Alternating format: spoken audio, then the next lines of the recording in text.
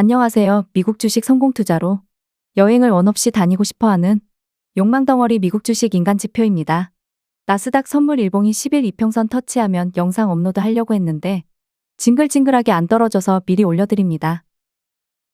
상승 추세 중 눌림 매수 제 원칙이기 때문에 이게 주식의 정답이라는 건 아닙니다. 첫 번째 스토캐스틱 소파동이 일단은 데드크로스가 나와서 내려와야 한다. 그리고 기왕이면 이평선 상으로는 캔들이 11 이평선을 터치하거나 이탈하면 그때부터 눌림 매수를 받을 생각이다가 기준입니다. 사람마다 눌림 매수의 원칙과 기준이 다를 거기에 제 영상에서는 저는 이렇게 본다고 생각하시면 됩니다. 5월 7일 이후 아직까지도 11 이평선을 터치하지 못하고 있습니다.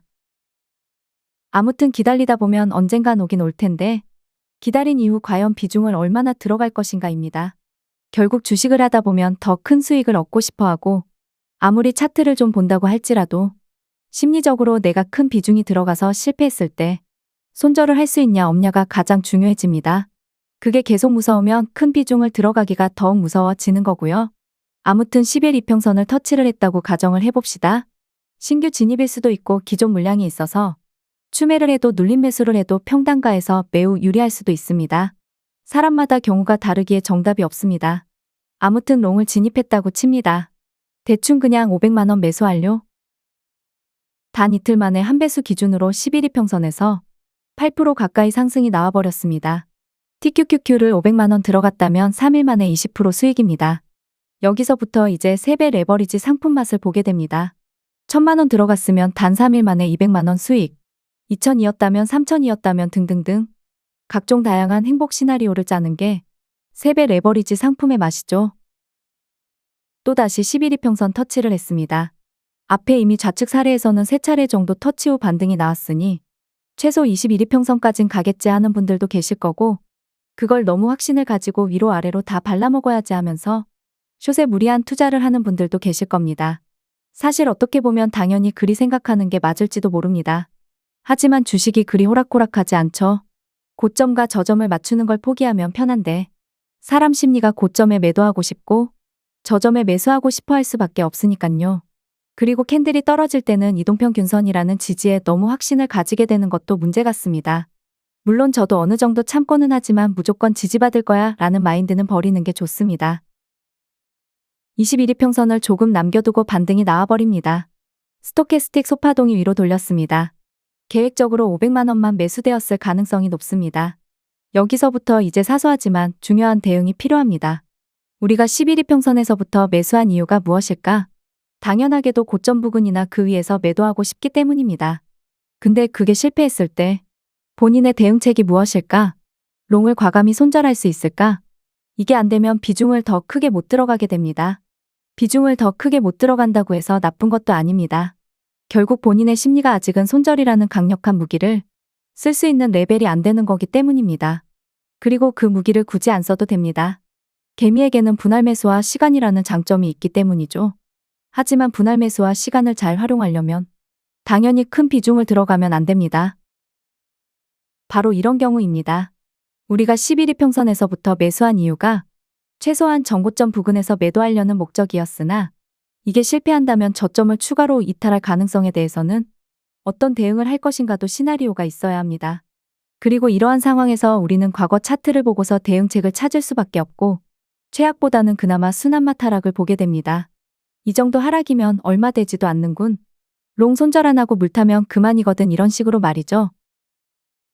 또 다른 사례도 보시겠습니다. 소파동이 내려오고 11 이평선 터치를 드디어 했습니다. 그전에는 11 이평선 위로 반등 이후 13일이라는 캔들 동안 11 이평 위에서 놀았습니다. 어쩌면 제 눌림 매수 원칙을 지키는 게 결코 쉬운 게 아닙니다. 대신 원칙을 만들어 두면 기다릴 순 있죠. 한 주건 두 주건 결국 오긴 올 테니깐. 근데 여기선 11 이평에서 다이렉트로 4일 동안 내려서 41 이평선까지 밀립니다. 이런 경우 때문에 11 이평선에서 큰 비중을 들어가기가 힘들기에 기존의 롱 물량에서 추가 매수하는 게 좀 더 효율적입니다. 평단가 싸움에서 좀 더 유리하기 때문이고 그 전에 내가 이 수익이면 충분해서 풀매도를 했다면 아무래도 첫 11 이평선 매수 시 비중에 대한 불리함이 있겠죠. 왜냐면 다이렉트로 소파동이 떨어져서 캔들이 어디 이평선에서 멈출지는 알 수 없으니깐요. 그게 11 이평이 될지 21 이평이 될지 심지어 41이평이 될지 말이죠. 그러면 지금도 제 머릿속에는 11이평선에서부터 매수를 하지만 혹시라도 모를 41이평선까지의 다이렉트 하락까지는 염두에 둘 것입니다. 물론 거기까지 다이렉트로 설마 가겠어 라는 생각이 지금은 더 큽니다. 그리고 소파동이 위로 돌리면서 반등이 나옵니다.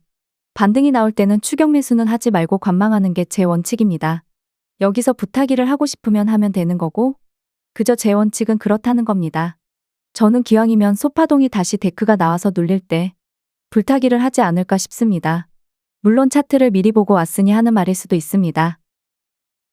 여기서 파동 이론상 혹은 제 경험상 캔들이 20일 이평선을 이탈하고 떨어지면 11이평선이 아래로 돌아버리기 때문에 이걸 다시 위로 돌리려면 소파동의 쌍바닥이 나와야 합니다. 좌측처럼 아주 이쁘게 소파동 쌍바닥이 나오는 경우도 있는데 이걸 무시하고 소파동이 한 큐에 크게 상승하면서 캔들을 전고점을 뚫고 올리는 경우도 있습니다. 아무튼 여기서 살짝 꼼수를 생각해 둔 게 어차피 캔들이 11이평선을 터치하면 전고점 뚫거나 혹은 시간을 끌어서 추가 저점을 깨는 건데 롱과 숏을 동시에 매수하는 건 어떨까? 대신 숏은 롱보다 반은 적게 롱이 전고점을 뚫고 올라가면 숏은 손절하면 되고 대신 이 고민을 하다 보면 그러면 굳이 숏을 살 필요가 뭐가 있어? 롱을 절반 사면 되는 거잖아. 근데 그러면 롱 비중이 아무래도 적기 때문에 전고점 뚫고 크게 오를 때는 수익금이 좀 더 줄어들 수밖에 없다. 대신 만약 롱이 전고점 돌파를 실패하고 저점을 크게 만든다면 좌측 11이평선을 터치했습니다. 기계처럼 아무 감정 없이 어디까지 떨어질지 모르기에 롱 매수를 시작합니다. 머릿속으로 시나리오를 짜보는 겁니다. 롱에 500만원에 숏에 250만원. 전고점 뚫으면 숏은 바로 손절 나가야 해 하면서 머릿속으로 되새김질합니다. 설령 그게 윗꼬리를 달고 내려오더라도 롱에게는 최악의 경우입니다. 80에서 120일 이평선 만나러 가는 일명 조정장 진입이기 때문이죠. 그럼 대충 롱을 손절하지 못했다고 가정을 하고 80에서 120일 이평선까지 밀렸을 때 롱은 20% 하락을 해서 100만원 손해라고 가정을 합니다. 숏은 대신 20% 수익이 나서 50만원 수익입니다. 그러면 저에게 하는 말로 바보야. 처음부터 롱을 250만원 사면 되잖아. 대신 롱이 저점을 안 깨고 위로 상승했을 때 내가 250만원으로 수익 내는 금액과 500만원으로 수익 내는 금액이 다르겠죠. 물론 500만원에 숏을 250만원 가져가서 손절하면 초반에는 수익금이 250만원과 동일하겠지만 그건 전고점에서 더 못 올라갔을 때인 거고 전고점을 뚫고 크게 올라갔을 때는 결국 이 방법이 좀 더 유리하다. 물론 어떤 방법이 더 좋을지는 본인이 직접 실전해서 해봐야 합니다. 아무튼 이번 주 안에 11이평선을 터치하는 캔들이 나와야지만 저는 롱을 추매하면서 머릿속으로 수익 내는 시나리오를 짜볼 텐데 나스닥은 징글징글하게 강하군요. 좋은 매매 원칙을 만드시길 바랍니다. 구독과 좋아요, 알람 설정은 무료입니다.